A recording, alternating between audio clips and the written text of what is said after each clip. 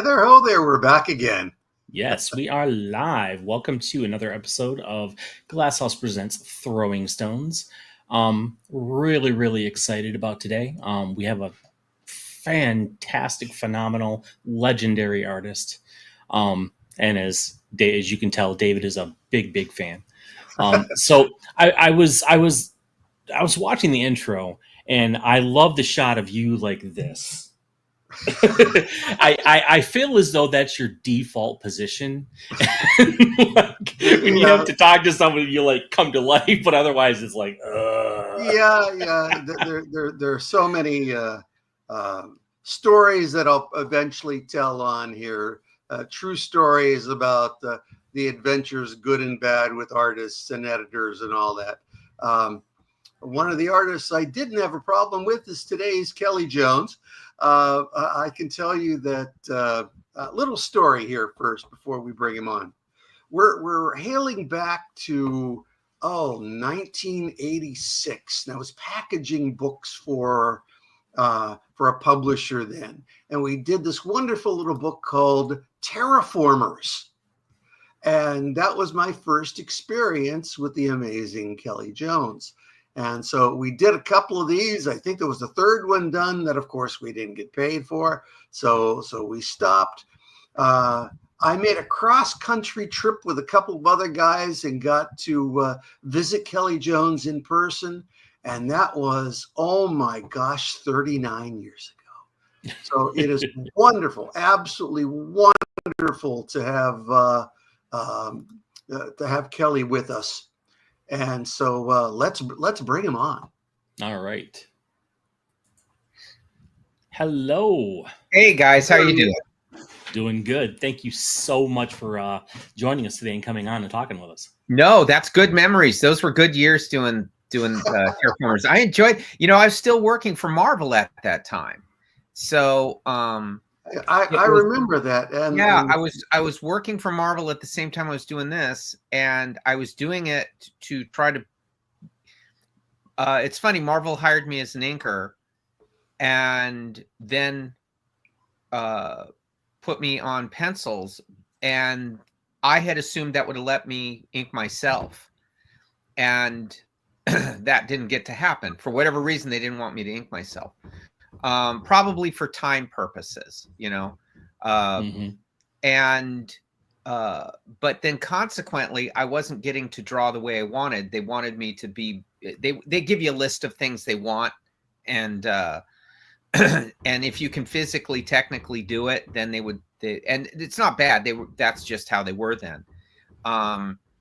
So it was a nice opportunity when this came up to kind of draw the way I wanted to do and start going in that direction, because it wasn't long after that some people at DC saw this stuff along with what I was doing at Marvel, and asked if I wanted to come over there. You were working on Micronauts at the time? I was doing Micronauts, and I had been happy with what I was doing because I was learning how to do this under their tutelage, and they were quite good at teaching. In those days, Marvel was outstanding at teaching. So I had drawn, but I hadn't really done comics per se. I knew how to illustrate. I knew how to ink. So when I came on board there, I was as an inker for the late Butch Guys, and he left about a year and a half after I came on, and I thought that was it. I was done. I was pretty naive about things. I didn't really know anyone there other than who I was dealing with, and at that point, they had seen some of the sample pages I had drawn simply so I could show my inking. I didn't have access to somebody else's work. So I drew my own to ink them. Well, they saw that and then said, well, you can do this. And then Butch Guys got a hold of me and said, look, I hired you in part because I could see how well you could draw. And during my tenure with him, there were a few times they would ask for changes. In those days, you had to do it right then and there to save time. I was in California; they were all back east, so I had redrawn a few figures or a few things, and Butch really liked it. So at that point, he says, "If you can do all this, you can draw a comic book." Sort of,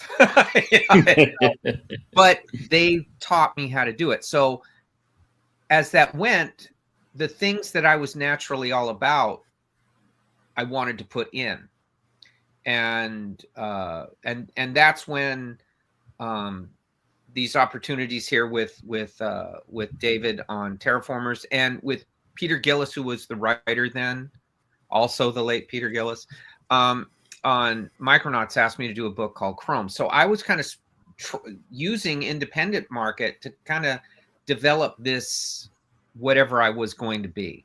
I knew I wasn't seeing it at Marvel in the finished process, because they wouldn't. I was too much lighting, too much dramatic poses, all these kind of different tropes, and. Yeah. And I have found over the argue. I was too young to argue it. But I couldn't stop doing it. Yeah.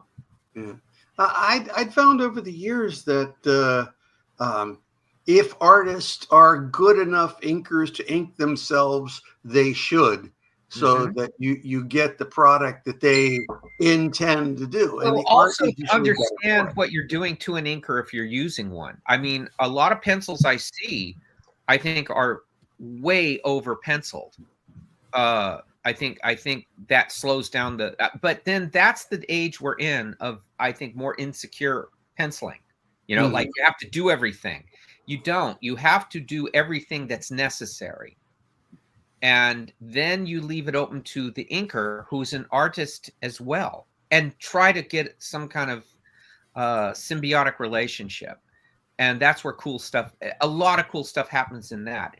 I'm a big believer that you do learn to ink yourself the way you want to be seen. And then obviously if someone else comes along, you let them do their thing.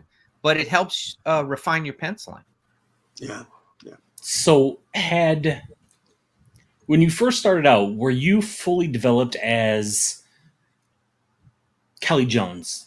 As your style, what everybody knows you for? In my head, yes, but there wasn't the opportunity subject matter wise. I started on science fiction, and I've kind of had an odd career, if you think about it, in that I really haven't done superheroes. Yeah, the fact that editors had the foresight to put you on things like Sandman or Dead Man or. Well, I think a lot of that happened because one, David, sometimes just right place, right time. The other was that, as I was saying earlier, when my ideas were able to get on paper, it's not the thrilling, exciting way I drew it. That wasn't it. When your ideas get on, people who are editors, writers, have done this a long time, have seen everything. So when they see something different and they like it, they'll be more interested in perhaps working with you, especially if they see it over, not just here or there, but through a whole story or whole book or something. Yeah. And so when I got the breakthrough for me for that, because I was doing well in comics, I just wasn't satisfied as much as I could be, because these ideas were my bread and butter to me. And so what I was thinking in 82 was the same, but there just wasn't that place for it. And you do realize that you got to do certain things to get known, get in, let them know technically you can draw, let them know you can make a deadline, let them know you take it seriously. Okay. Then if you're going to present something new to them, it's got to come where it isn't where you have to explain it to them. They look at it and will react emotionally, because it has to be brought with emotion. It can't be, it's cool. For me, it couldn't be that. It had to be, that's thought provoking. Okay. And where that happened was when I came to DC. Actually, Marv Wolfman and Len Wein were arguing over who would get me. Now, I didn't know that until the editor told me. Marv wanted me to do Teen Titans because he had liked what I'd seen, Terraformers, Micronauts, all that. He said, Mhm. hey, this guy can draw that way. Well, I could. I was totally, to me, I'm totally unsuited for that. But that's what he wanted. And Len wanted me for some projects he was doing. Neither of them got me. It was Mike Barron who did, because the Mhm. editor at the time, well, they were arguing it out and she was negotiating it. And to be honest, I don't think she wanted me on either of those projects either. They had a Dead Man mini or these short stories in Action Comics Weekly, which was you did 8 stories in it. Yes. So Dan Jurgens bailed on something. He had something better come up, and they said, would you, they didn't know I was into horror or anything kind of noirish that way. And they said, we'll fill your time if you want to take this. And I said, okay, I'll take it. I was very excited about it until I actually got it. And then I realized I couldn't, you're in a terribly long shadow of Neil Adams on Dead Man. Yeah. There's no, everybody, even if they did it well, it was in that shadow, and that was the goal. And that's what everyone thought. And I was probably overthinking it, but the first day I drew it like I normally would draw for them. How I draw for Marvel, how I just thought what I thought people wanted to see. And I hated it the next day. I got up and looked at it and went, this is really a step down, because I wasn't doing anything authentic. Having you do it, you can't step in and do it like Jose Luis Garcia Lopez did. No, and that's where I thought, like, well, how do you compete then? How do you compete with people that are geniuses, legitimate comic book geniuses? And the answer is you really don't. What you do is you come up with your own ideas. And in ideas, everything's equal. Then you start from scratch. And then and it just hit me to take his name literally. I took Dead Man literally. He's a dead man. And I did not tell them. I didn't say, hey, I got this great idea, I'm going to do that. I figured if I'm right about this philosophy, they'll like it, or I'll like it enough to do it. If I'm not, they'll fire me. Right? So either way, it's the right answer for me. Mm-hmm. I need that answer. So I drew one. It was 8 pages, turned it in. If you're going to do something like this, I did the right thing in that I was on time. It was a deadline crunch. They said the day it had to be there. It was there and done. It wasn't 6 out of 8 done. It was 8 out of 8 done, turned in. Mm-hmm. Didn't hear a thing. Absolute silence, right? And I'm like thinking, well, that's weird, because I was expecting this is okay or you're fired. I didn't expect nothing.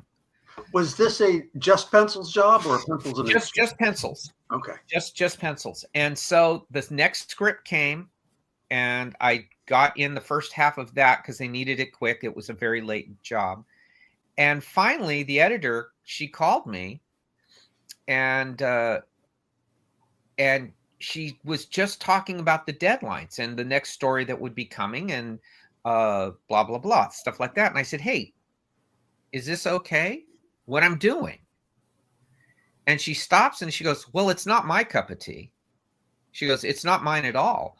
I kind of like these kind of things, but I will say to you, keep doing it. Go further. Don't be restricted. I think you're onto something.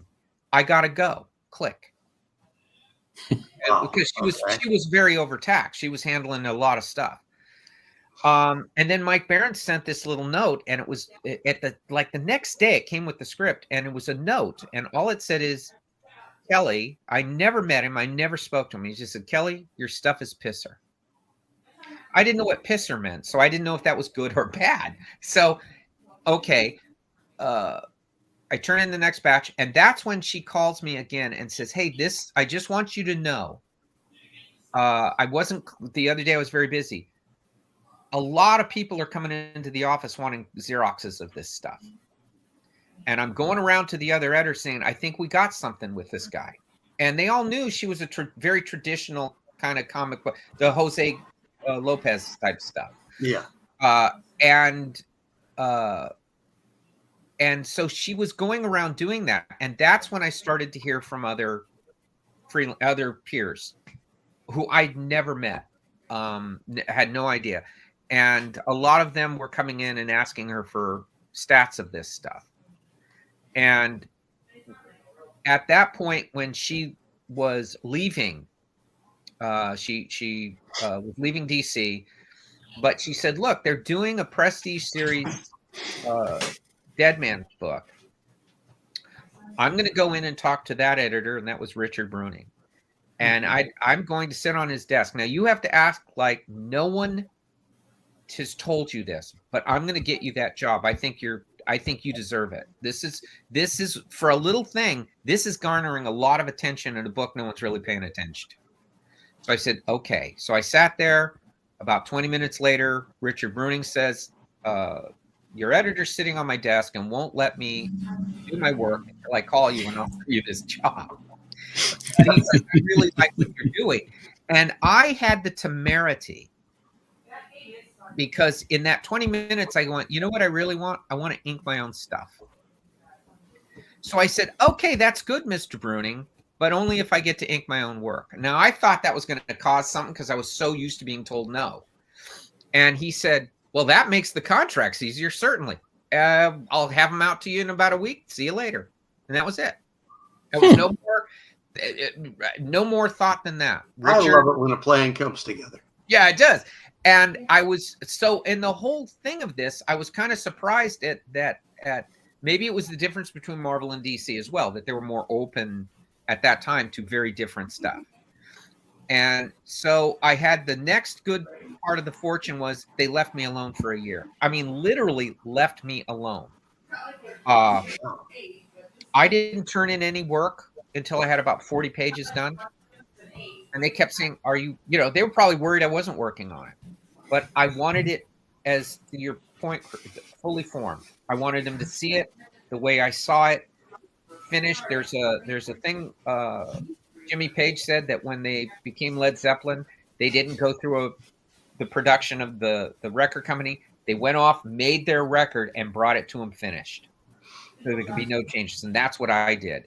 I just said, well, if it was good enough for them, I'm going to try it. Right. And yeah, and it worked. And that's what got me under the attention of then everybody, because Dead Man came out and was so radically different from what I'd done. It was like I was a new artist to people, but it was who I was in my head for all those years. And where I finally got enough confidence to just say, I'm either going to do this the way I see it, or I'm going to quit. Not because mind you, I had plenty of work. I was making money. I had people who wanted it. But when there's that part of you that isn't satisfied, and I kept thinking, there's so many people are doing regular mainstream work, I'll do mine and see what happens. I was surrounded by other people out here in California that were kind of different anyway. Mm-hmm. So that I was aware of that. But the real influence came from the fact that I was much more of a movie. I learned how to really do comics from film classes than art classes. So I knew I had different ideas and a different way of doing it. And if I could just get through to an audience that saw it unfiltered, I would have my answer whether I would have a career or not. And so I always tell artists, I don't know how to tell you how to do this, but I try to tell them to be sincere or authentic in their develop ideas. And don't look at someone's style. Don't look at the prevailing winds. Don't look at any of that. Just find out what that is you do, because you'll be the only one. And then that's great advice. Fantastic. Well, it's work. But then again, that's the film influence, and the people that influenced me the most were kind of those directors or such, that were were maybe more challenging to an audience. But what will happen is you will be more challenging to an audience, and that audience may not like it. They may not like what you do, but you will have the experience other artists don't. That audience, a lot of those people who don't like you will change their mind. And then they'll start saying, you're the guy. Because that idea is shocking. It's a change. And all of a sudden they'll go, that kind of work. And then all of a sudden it's not dated to the time you drew it. It's not dated to the time they're reading it. It becomes its own thing because an idea is kind of an eternal thing. Yeah. It's not tied to anything. I've come across editors who have hated this artist's work. No, never going to hire them. And then they're suddenly popular and nominated for this and that and the other. Oh, I've got to have you on this. I've always loved your stuff. I've had that a lot. But where I've had it that's been very good is they felt that they would say to me, these editors would say to me, I didn't like what you did, but I kept coming back to it. And then I realized you were ahead of me. And I've had a couple of editors say that. And then I've worked with them, and it's been wonderful associations. Because they realized, one told me he had kind of divested all his comics, and he named a few people he kept. And this is when he introduced me. And because in those days in New York, the DC was in New York. When you move, you have to carry all your stuff up and downstairs and everything. Yeah. So you're getting rid of things. Right. And but he said, I realized I had a lot of your stuff, and I was neutral on you to dislike, but I kept it. And I spent the afternoon reading it, and I lost an afternoon of moving. And I said, I got to call this guy. And he felt he could tell me that after our second or third phone call. And he said, I don't know how you feel about that. And I said, that's the best thing. That is the best thing you can hear, is someone say because they don't know how to react is good. That means they're going to go through it again. What made you love comics again is you're going to stop and look and see, why is this here? Why is this existing? And because that happened to me, as a kid, I hated Ernie Wright's and Swamp Thing. And I hated it. And 2 hours after I looked at it, I went back and looked again because it was bugging me. It didn't look like The Avengers by John Buscema, and it didn't look like John Romita Spider-Man. And, I was like that. And I went back, and then I was completely taken with it. But it was like that. It's a different flavor. I don't know how just music that you're not sure. And then all of a sudden it starts making sense. Yeah. And then you're drawn into it. And I realized I didn't know who these guys were. I didn't know Wiener Rights. I didn't know any of that. It was just, but I realized they were talking to me personally. That's how I took it. It wasn't like this isn't meant for everybody. and that's what got me into actually being a fan, not even wanting to draw comics. It was to be a fan of comics. Yeah. Well, your stuff is like listening to music from pop musicians who only know 3 chords, and you brought in a bunch of new notes. Yeah. I would say it's well, what it is there is that thing, and the simple fact that I kept trusting this idea thing. So whenever I would work on Sandman or Batman or anything, it would be the ideas. Where I know it kind of worked was I had the good fortune of spending time with Neil Adams in a little train in Atlanta. And I had not really spoken to him ever. And I didn't know him. And we were the only ones in it. So I'm just sitting there keeping it to myself because, what am I... I figured he's had a long day, and he just says, I know you. You're Kelly Jones. And I said, yes, yeah. And I said, I'm glad to meet you in the whole thing. And I'm ready for you bastardize my characters or something. And he said, without missing a beat, hey, I love what you've done. You with Deadman, that was really good. That was something I should have thought of. I mean, he said that's what Wrightson told him. Wrightson later on told me, yeah, I told him that. When I saw it, I went, that's something I should have thought of. And so it's an idea right there. In no way am I their equals. Right there, though, they put me there because they're talking about how you think. Mhm. And that transcends the rest of it.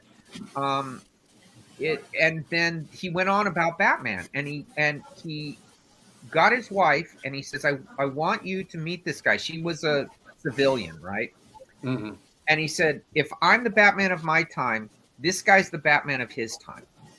He says that was a very different take, very original. He did his own thing, and he's kind of explaining me to her, who didn't understand it, and I'm just sitting there going, it blew me away, because a lot of times other artists don't look at other artists, you Yeah. know. Well, it Uh, showed since Neil spent a lot of his life being a rather harsh guy, a he was teacher. very harsh. Yeah.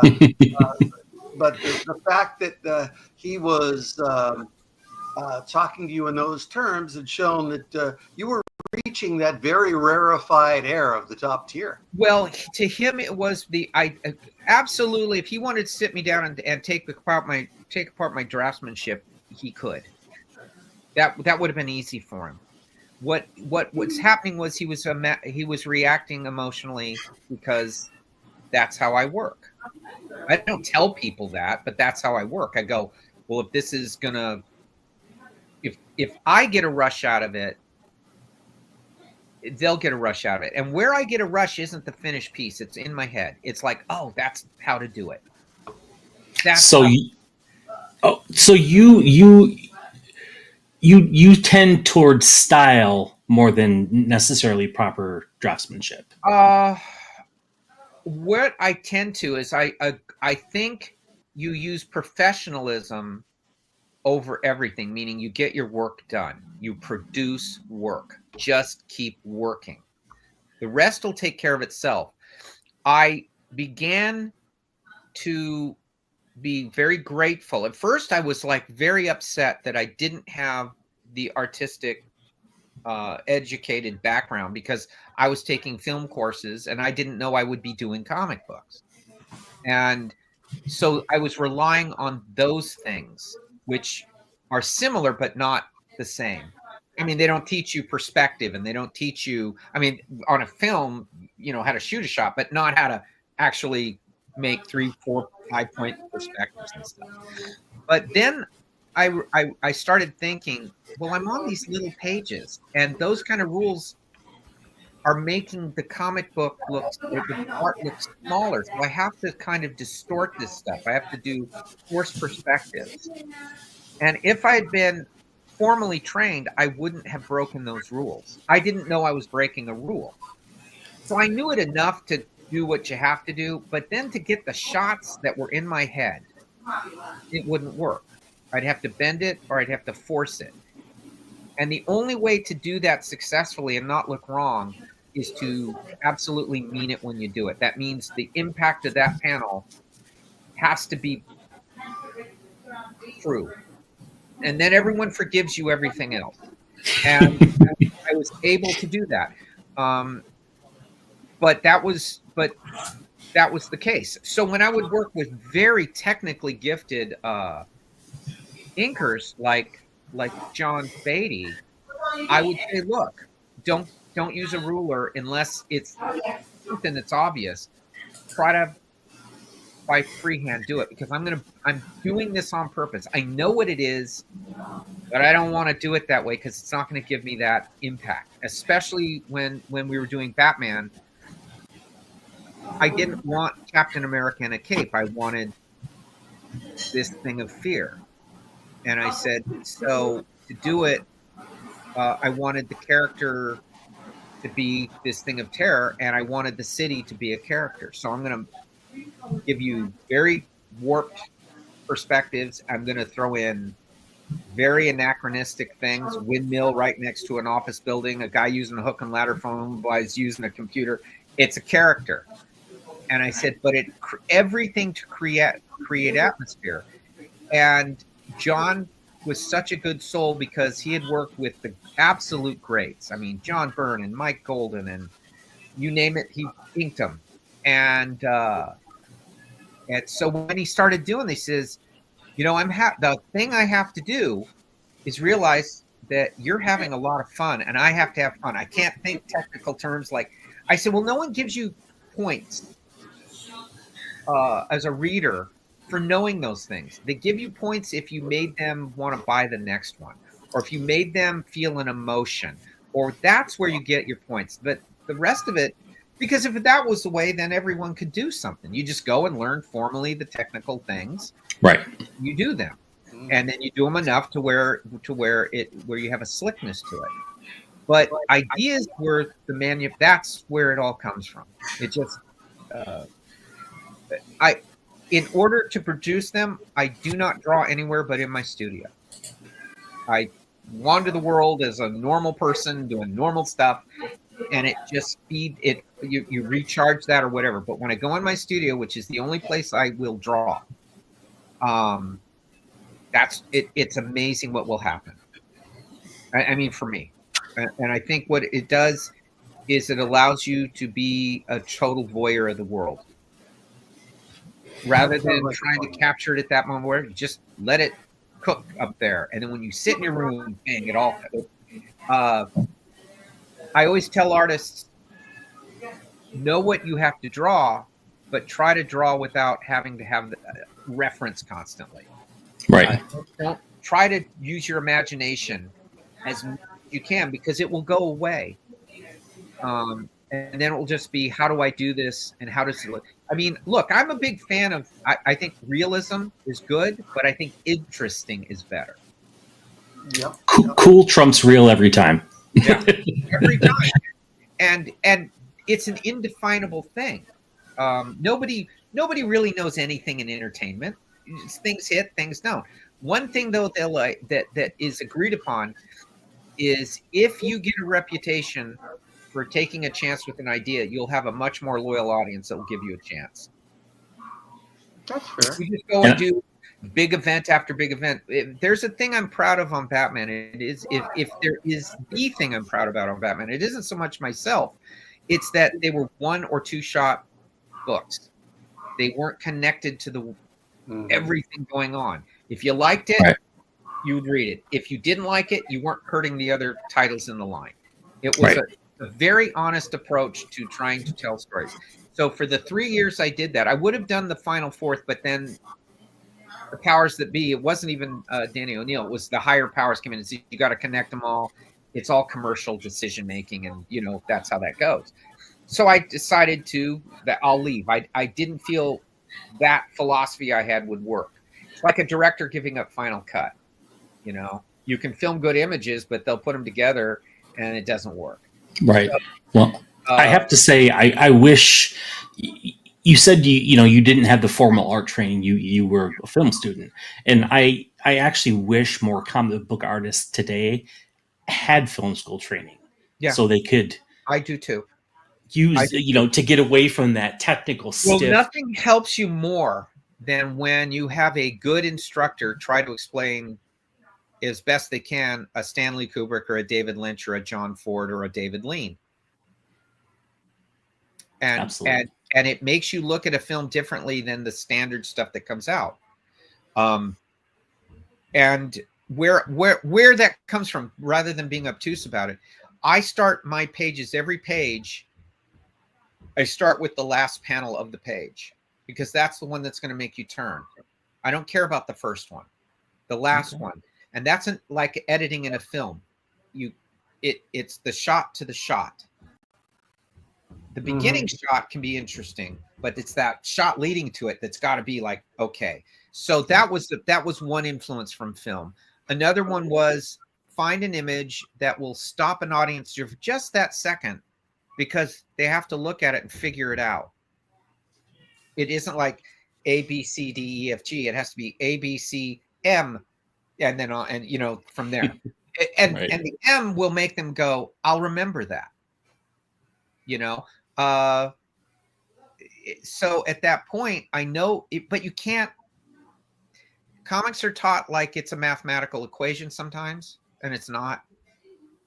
And I think that gives the thought that anyone, if you just do these things and learn these things, and there's a certain, I guess, amount of truth, but then what happens is you begin to put walls around your thinking, and you start narrowing what it is that's possible. And you can't then. I love comics that don't look like me. For example, I'll go and look at stuff that is completely just because it's an experience. I still want that experience.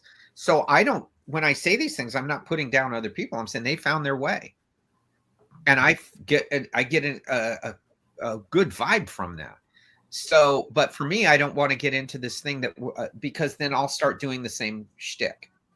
Yeah, of course. Of course. I'm very lucky. I'm working with Matt Wagner right now, and Matt is storytelling 101. Everything has to be, a certain way. And I always ask him, why me? Because I'm not. And he says, because you're not. And you're going to do something. He says all the time. He says, for me as a writer, and he's an artist as well, and a very accomplished artist. He says, I'm getting something I didn't expect. And this is what it's about. He says, so I'm looking at stuff going, why didn't I think of that? Or that is the way. He says, you have all these little things. You don't, and he says it all builds up to a real experience for him. And he's the writer. So at that point, getting to work with someone, developing who you are, that's comics. I don't want to be a writer artist. I want to be an artist who collaborates with a writer. That's the best joy. Best work comes out of that. Nothing. I can't be seduced by my own foibles. I have to acknowledge Matt and what he wants, and then fit that in there. And then Matt, he'll tell me, he says, even when I'm writing for you, you'll do something that I didn't expect. And he says, after 3 of these books now, he's like, that this is a real charge for him. I mean, he's been doing it a long time as well. So, but I'm that way when I get a good script. And when I get a great script, it makes you, initially it used to be, I don't want to screw this up. And then it became, how do I get that emotional impact that I'm getting? How do I translate that to someone? How do I tell them through my art how good this story is? Because comics are story. Number one, they're story. Mm-hmm. All the artists will yell at me, but it's story, story, story, and then maybe more story, and then you draw. And it's got to be nothing. Everything has to be sincere in the story. Nothing. You're not lecturing someone. You're not. You're just saying unbiasedly, here, look at this, see this. This is what's going down. And as the artist, then you say, okay, that's what I got to do. So, and those are hardest. I can't, David, that's the hardest stories to find. Oh yeah. Let's shift gears here a minute. A lot of artists have shifted over to drawing digitally. Are you still a drawing paper man? Yep. Too many wonderful things. Digital can't imitate mistakes. It can't have something go wrong. It is limited in itself. If they can do that, fine. But for me, there's something still that I do not know what's going to happen, and I can't remove it, so I have to physically remove it. And if I physically remove it, something good may come out of that. That makes a lot of sense. It's just the more hands-on you are on something, the better that is. Digital removes me one step from it. Is it bad? No. If someone finds a way to do it or whatever, I haven't seen it speed up their deadlines though. I mean, that's how it was sold to me. It'll be quicker. It's not quicker. It's different. I think it has it has certain elements it can do that are faster and you can do, but I still place the special effects I do with on my art, it still hasn't been able to be duplicated yet. I love the fact that there will still be original art of yours for the next generation. Yes, I was one of the last people they said at DC that actually had original art, and I eventually had to get a scanner, but I like them to have the original art to manipulate themselves, because it does, if they have to do stuff or correct things or whatever. And finally they just didn't have that ability anymore. So, but as it stands now, I think physically drawing for the time being is still, to me, a lot better as getting yourself across on something. Yeah, I'm glad. Or at least know how to physically draw. Well, I don't mean to be. Do I don't want. both. Yeah, I don't want to be an anachronistic or a Luddite or something, but I just haven't found it be better yet. I mean, it Right. does. It isn't better. So, and I'm not trying to get gigs outside of comics and be a designer for films or whatever. So, to hell with that. I'll just keep doing what I'm doing. If they like it, they can come and figure it out themselves. But, Right. but essentially, it comes down to emotion. Look, study after study after CGI does not trump real effects. And now you're seeing more directors, Nolan, Villeneuve, they all want as much real as it is because you believe it as an audience. And I'm more taken with it. And that is the truth. I think you use it like a special effect here and there is fine. I think Robert Eggers is big on it's got to be physically real. And they're not being contrarian. They're just saying they can see the difference themselves. Right. And an audience reacts to that. If you see something real, you'll be more inclined to believe it's real. And I think that's true of an art. I, though, look at it as anything that removes me from being like everyone else, I have to keep doing. That sounds like a good plan. Yeah, that's fantastic. Yes, we've been talking about your artwork so much. Let's show a bunch of it. Let's show. Yes, let's see. So this is from Dracula. Dracula, yeah, the one where it's how he got his brides. So when you first got this assignment, what were you thinking? Like, what was your approach to how you were going to do this? Well, I didn't. You take a page from Matt was going to do Dracula in canon, but he was filling in the areas that had not ever been extrapolated. For example, in Dracula, there is, in the first volume, it's about how he became a vampire. How did this happen? And in the novel itself, it gives a paragraph or two, a sentence or two on he went to a place called the Scholomance where the devil himself taught him. So he took that and made a whole book out of it. The second thing was in the novel, Stoker mentions the brides. They're only mentioned twice and very briefly. And he said, well, how did he get these women? Why did he choose them? And it was that at the same time he's becoming more aware of what's happened to him being vampiric. So he still, it isn't like it made him evil. He was already, and he doesn't see himself as evil. So those things made him a three-dimensional character to me. And not to where you go, I'm going to like him more. It just means you understand him more. Matt writes in very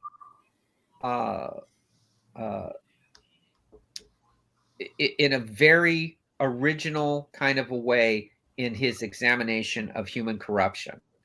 It's fascinating. He does not say, oh, I'm going to make him an anti-hero. He doesn't do that. This guy is not a romantic fellow, but he's also an honorable man. So it's these things that pull back and forth. Well, for an artist, that's just gold. Mm-hmm. There's so many different ways to do that. You're asked to show different things, not the same visual tropes, not the same visual tricks. You have to get across this character that has certain things you admire and certain things that revolt you.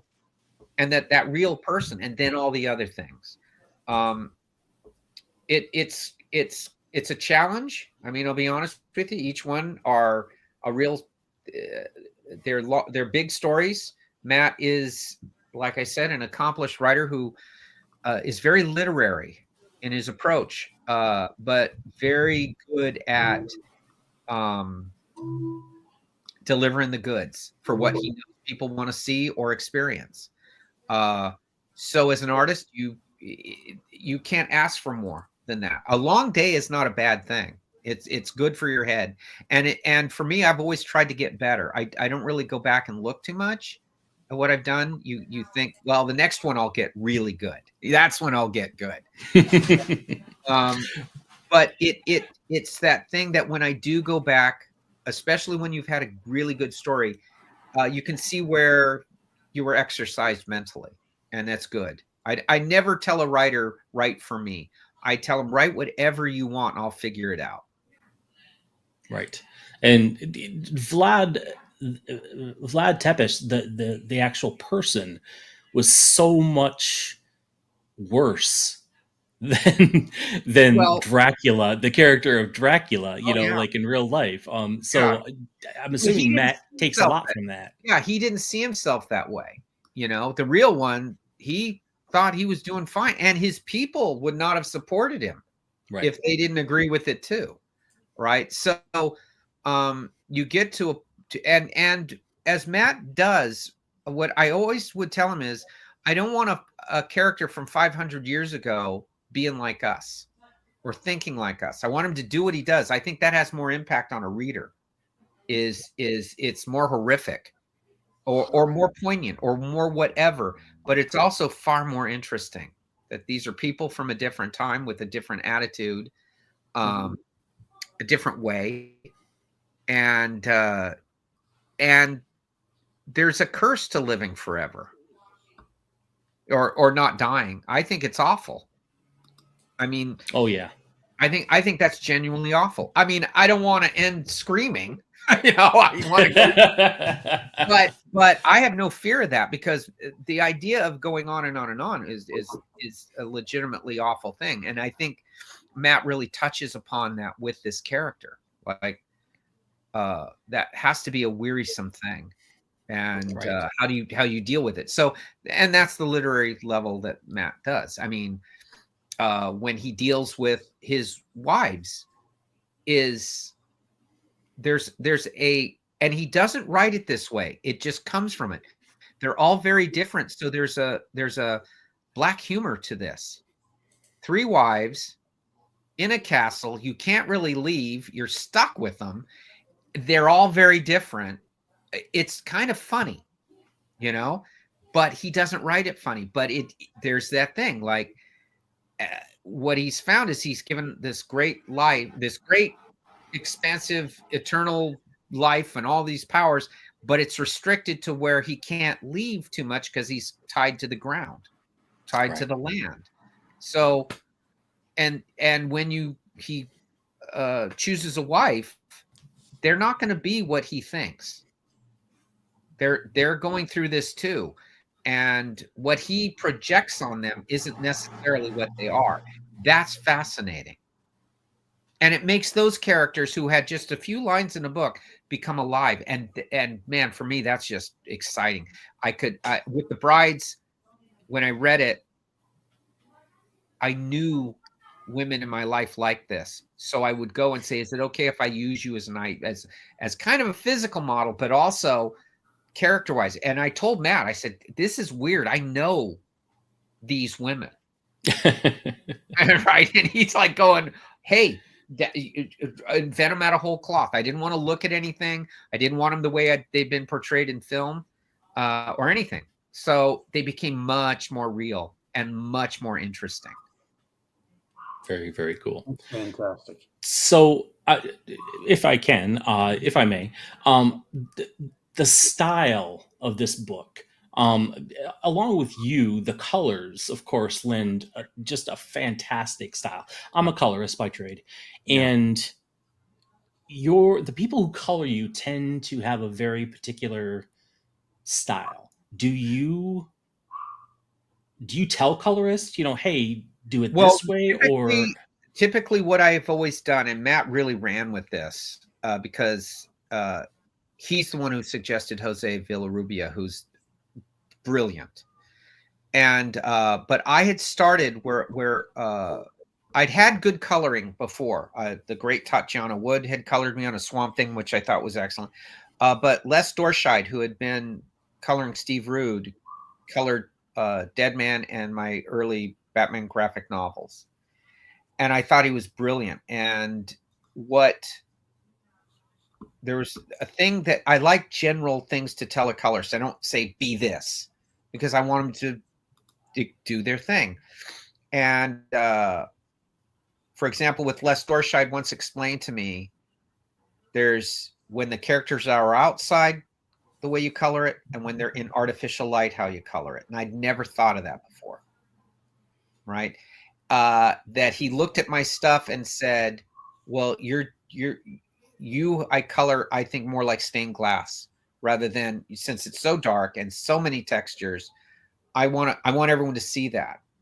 So when it came to Dracula, Matt had said, well, I think a lot of colorists in general will color you too dark. So and I'd said this to him. I'd said, well, I think it should be very bright. And he says, well, how so? And I said, well, and again, it's all filmed with me. I said, there's a director an Italian director by the name of Mario Bava, and he did a film called Black Sabbath. Mm-hmm. And it's very bright. And he said, yeah, and so he would look at it, and Matt went to town with that. And he just was, because Matt's a designer in every sense. He doesn't just write and draw. He's a book designer. He's very, very good at handling all things. He always dismisses me, but I always think he's like an editor. I mean, that's really what I'm working with, is an editor. And because he'll make you answer for why you do stuff, good or bad. You just tell him why.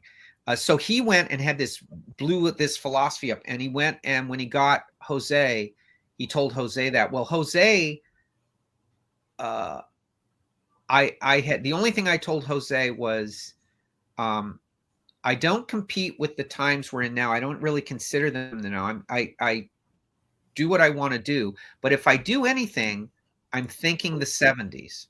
That's the guys who influenced me. And so I'm thinking, do I compete with those dudes? And then I said that, and Matt's on the phone too, and he says, and heavy metal. He wants heavy metal, right? The old late 70s heavy metal stuff. So Jose, knowing that stuff, he had just done a wonderful restoration on Richard Corbin and on Bernie Wrightson Swamp Thing. He just, the first time I saw it, I went, wow, that is gorgeous. Because the black is a color as well, and he left it alone. So it all comes out. It actually has a much more impactful. And look, we're doing this traditionally. I guess the term is old school, but it works still best. Mm-hmm. It still works best. It's still more exciting. It's more vibrant, not overproduced, not overdone. Sometimes, people will say why tape is still better than digital for recording artists. Well, tape is imperfection, but it gets to the core of whatever they're recording. There's just enough distortion, just enough, but it's clearer in its intent than digital, which is perfect. And I didn't want a colorist doing big flares and all this stuff. I've done all that. So the art in comics, people react to the graphic quality of art. They may not even know how to say it, but it's the black on white, the white on black. That's what they're reacting to. Anything that removes that is a failure. So I always think, I want my comics, if the worst thing happened in the world and we couldn't color books, they'd still work black and white. They'd still work. Right. You wouldn't feel they didn't work. So with the colors come along, what you want to do is accentuate it. And that's what Jose does. I mean, I love reds on my stuff. I love bright greens. It works. And I think people, all I've heard is how much they love The hounds have returned. Yes, they have. Sorry about that. Yeah, when people tend to color you, they tend to like they don't. It is very moody, and Yeah. There's not a lot of heavy rendering. They let your artwork do what it's supposed to do. Well, it's because I always tell them I'm not doing the same tropes. So you don't have to do that. Try to, like, if it's jazz music, kind of follow my riffs. You don't have to do rock and roll, do jazz, or you don't have to do jazz, do rock and roll, whatever, but follow that. And then, but however you want to get there, you know, my default is if you don't know what color to use green. Do you hear that, Travis? My studio partner's watching. He hates if green. you don't know green is a very satisfying color for people, and I always love it. That's fantastic. I'm so glad you said that. I'm a primary color guy, you know. I don't need, because we can doesn't mean we have to. So you go with the primary palette and you work within just the things just outside of that, and I think it'll work fine. I think it's pretty exciting. Perfect. Well, thank you so much for joining us today, Kelly. It has been a lot of fun. It was good seeing David. I haven't seen him for so long. You know, we got to do this again in less than 39 years. You know? Yeah, because I don't know if we got 39 more. Well, you were talking about not living forever, but no, I mean, though I'd like to meet back in 39 years, but we got to do this sooner. Well, yeah, with our heads in jars floating, yes. Or if you could just like do a portrait that ages so you don't, you know. That one ages. No, I have that. I think, look, David, we've been through the wars, right? You go from here to there. That's a pretty epic changing period in comics from the late 80s till now. Yeah, seeing where things were in 1982 with all the independent publishers and 12 distributors, to seeing the publishers go away, the whole distribution system pretty much destroy itself. Well, it's why you see, I think it's why you see, and I know we're winding up, but it's why you see crowdfunding, which is what we're doing with Dracula. But the reason was we were originally going with regular publishers, but then there would be a lot of restrictions to what we would do.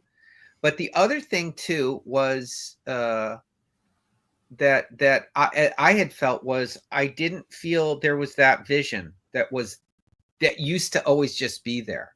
And then the infrastructure was starting to collapse. Like you said, I do better. I don't worry about it because I can get my stuff directly to the people now.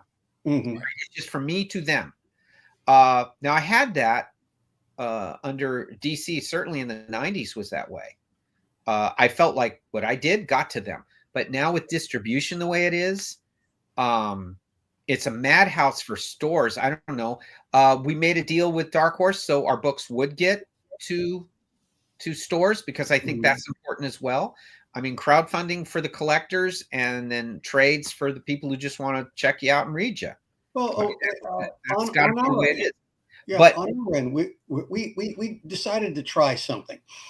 You may remember that Mike Deodato and I did a book called Jade Warriors for Image in the late 90s and so forth. Yes. And we decided to repackage it as one of these oversized the deluxe editions here. And we put this through Diamond, and we sold a whopping, what was it? A whopping 81 copies. Now, and that is on distribution. That is on they can't, there's no way that only sells 81. Yeah, and it's like we did it through Kickstarter, and the pre-orders were basically $40,000, and we've been selling more since then. So it's kind of ridiculous the way the market's gone. I saw where Dynamite had done a Red Sonja #1, one of many, with multiple covers into the direct market, and then did, if I recall, an exclusive Frank Cho cover just into Kickstarter, and they made more money on the Kickstarter than they did on all these other. What you have, David, is a large walk away from comics. There's a large walk away. And people will not say, I'm angry. That's the thing they say. No, they don't. They don't say that. They don't have time. They just go, I don't want this anymore. Mm-hmm. Yep. All right. And they go away. The collectors or the passionate have went to where if they find out a Kickstarter or something like that, then they come out of the woodwork, because we have done phenomenal business through this. It shocked both me and Matt. I mean, I'll be perfectly honest. You don't go in there saying, yeah, you just go, well, I hope somebody's there. Right. Yeah. Right. And what you found were what we constantly got were people said, I haven't bought comics in a long time. That's God. If I heard that once, I heard it most of the time.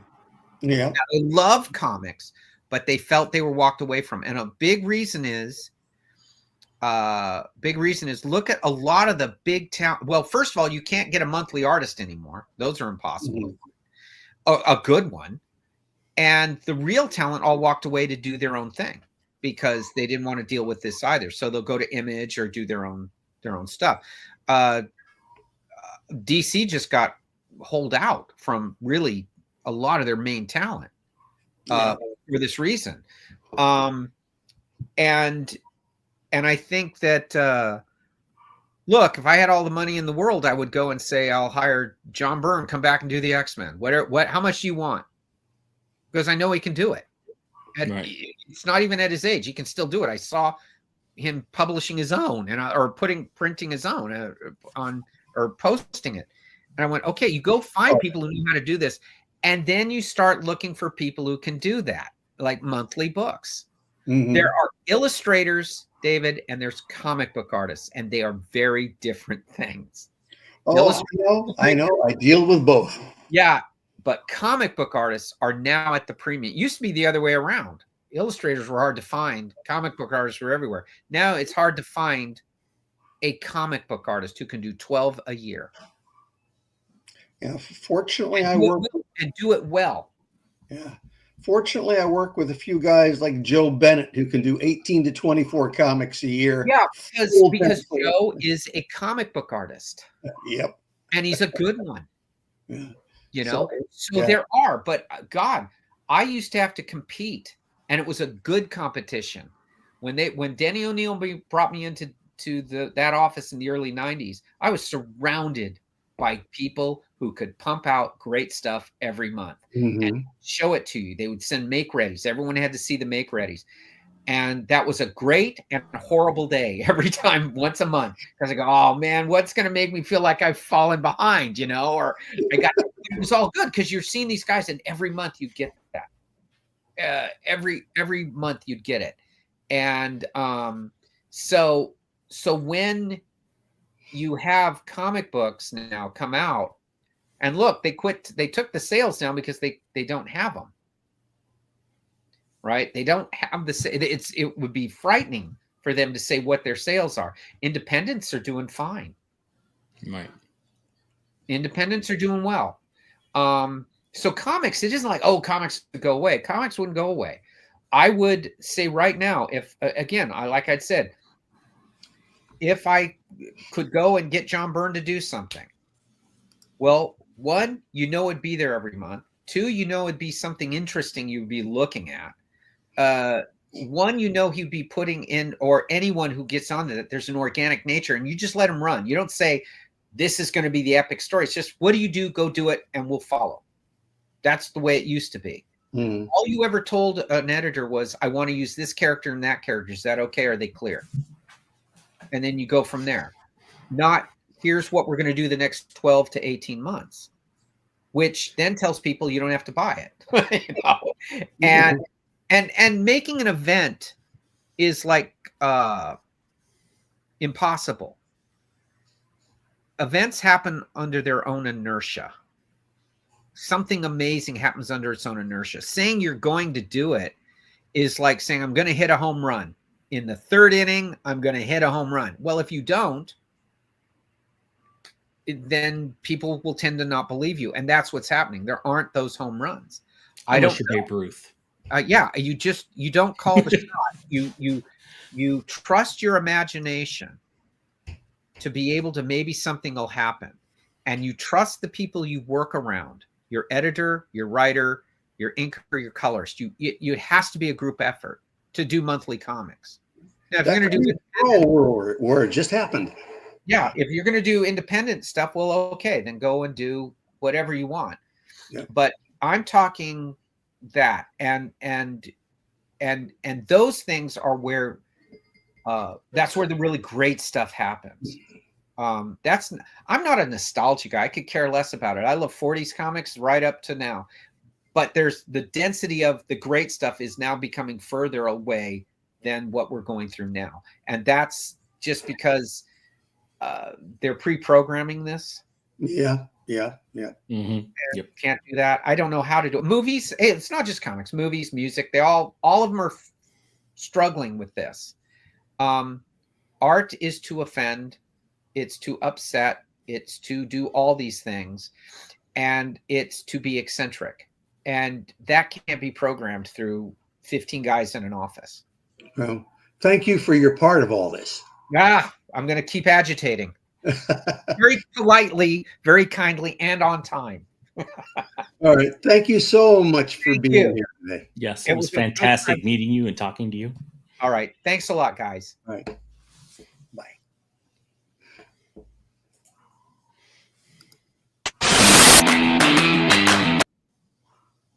Okay, I gotta fix that. I'm sorry. I don't know why that's doing that. Okay. Then we will slide into a portfolio review or two. Before I do so, folks have been asking about the classic comic book racks that we'd produced. The first shipment, we broke the shipments in half. The first half of the racks have all gone out, and most of them have reached people already. A few of them have found some glitches that we are dealing with. Some did not have the instruction sheets in there. So I've made a point of emailing the instruction sheets to everybody who ordered them. That way, everybody's got them now. A few of them have found that the drilling of holes was not 100%, and I apologize for that. The ones I've seen were all correct. So the ones that aren't quite right, people are writing to me about. I'm putting them directly in touch with the manufacturer to see about replacing or otherwise fixing what doesn't work, because that's how we got to do it. And the second round of racks, which are the ones that have been specialized with bonus things like some of the zippered bags, some of the custom headers and so forth, that's going to go out in July in a second shipment. And I will be letting everybody know by email when those go out. So that should be fine. In terms of other Kickstarters, we have just received the Skyclad books and the Thundersars books. That are cool. the two recent Kickstarters. So beginning Monday, we're going to be going through the shipping orders and get shipping rolling out of here next week. So fantastic. All right. So there we are. Let's see. All right. You have some portfolio stuff for me today. I do. All righty then. All right. So here's a fellow who had sent me some. Do we have these as individual pages, or are they? Yes. Okay. Oh, I'm sorry. No, this is a PDF. Oh, okay. Then let me see what we have here. I'm going to jump through, look, the way I usually look at a portfolio, I'll go through everything first, get an overall feel for what the artist is doing, and then roll back and start looking at individual things. So looking at this fellow, I like what he's doing in a more of a Love and Rocket sense. Right. That style of artwork, but he's doing it for superheroes, which is a harder sell. So what I'm seeing here is a lot of very stiff, low-key storytelling, straight on angles, a lot of medium and long shots, no attempts to do dramatic angles. It's like watching the soap opera low budget version of a superhero movie. Right. So because everything is so static and not a lot of that movement here, there's no visual excitement to it. So you're then relying on just the storytelling or the sense of finish to the artwork. And the storytelling comes off kind of stiff. You've got Wonder Woman flying off here, but her fingers look like kind of like this, where they're like glued together or something. Right. Everything reminds me of, I know I use this description a lot. They seem like toy action figures that have been posed like this, rather than characters moving and living and breathing on the page. So even the action scenes aren't very actiony. So for these kinds of things, I keep going back to look at something older than 5 years older than the past 5 years of reading comics. See what some of the classic guys did with the more dramatic storytelling and so forth. I've had artists even say, well, that's not what's being done now. Yeah, and look at what the sales are now. Right. Yeah, And when you say that, you're not telling the artist go back and draw like Byrne or not at Mishima. all, You're not at all. telling them to emulate that storytelling and the dramatic poses and that. Yeah, because these guys, the guys who came in and were doing it the best, had already looked at years of doing comics, either doing it themselves or seeing how the best of the previous guys did it and tried to build upon that. So you had John Buscema, who started out as a boring, stiff artist that had a great sense of draftsmanship, learning from what Jack Kirby did and doing his version of that. Right. You had Gil Kane showing us how to be dramatic, and I look at the strongest of the Image comics, and I said, Gil Kane storytelling, and Neil Adams doing all the interesting and powerful layouts and just doing a more realistic style on it. The style is a completely different thing from storytelling. Right. And guys like this, I look at, okay, yeah, you've got talent. You're willing to put the time in drawing the backgrounds and so forth. It looks like he's drawing digitally, which means he might be inputting some of this stuff from Google SketchUp. I don't know, but the result of the package is the storytelling is awfully stiff, and the sense of finish doesn't have a wow factor. It's just kind of there. It's clean, it's solid enough, but it doesn't give me a sense of, oh wow, I've got to hire this guy instead of these other 37 guys who are also looking to do that job. Right. And I would love to give this guy something, but if I have 36 other guys who are going to give me more of what I need, one of those guys or gals are going to get that job. Right. So that's the problem here. it's not a lack of talent necessarily. It is a lack of possibly learning from the best of what's come before him and applying that and seeing how to take what he's doing up the excitement level, up the sense of finesse, all a bit more so that he stands out in a crowd. I could probably go through my files and find dozens of guys that have submitted to me work at this level. Nothing wrong with it, but I have so many people that are at a stronger level than this that are getting the work that it would be a disservice to a guy like this to say, oh yeah, I'll add you to my roster and try to find you work.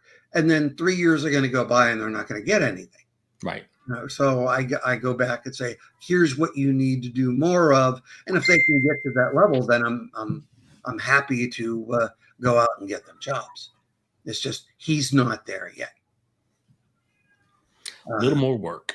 Yep. We got another one, or where are Yes, we do, sir. Right here. All right, let's look at this fellow.